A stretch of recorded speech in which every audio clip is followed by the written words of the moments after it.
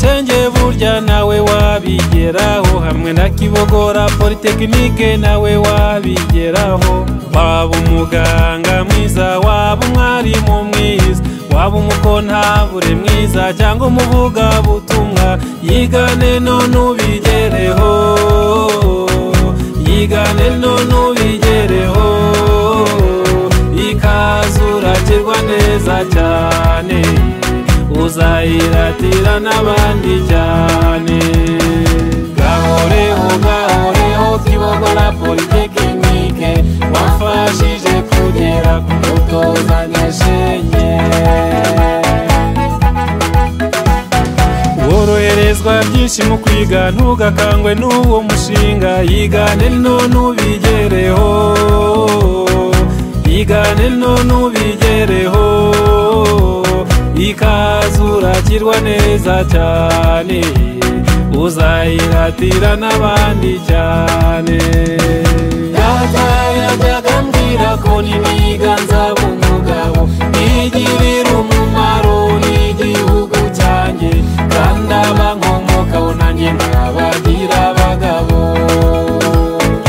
gahoreho gahoreho Kibogora Polytechnique wamfashije kugera ku mutoza Nyeshenye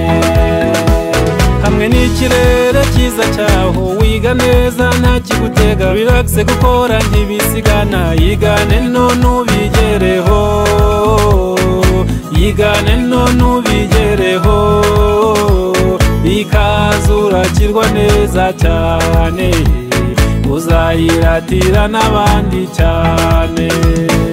data yajyaga ambwira ko nibiga nzaba umugabo nigirira umumaro n'igihugu cyanjye kandi abankomokaho nanjye nkabagira abagabo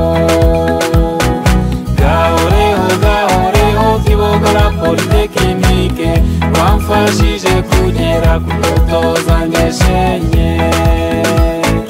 gahoreho gahoreho Kibogora Polytechnique wamfashije kugera ku mutoza Nyeshenye ni Lightning muri level 9 hamwe na Kibogora Polytechnique ikazurakirwa neza cyane uzayiratira n'abandi cyane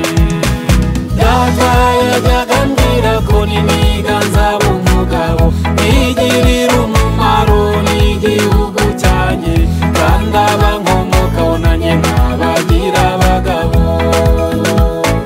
gahoreho gahoreho Kibogora Polytechnique wamfashije kugera ku mutoza Nyeshenye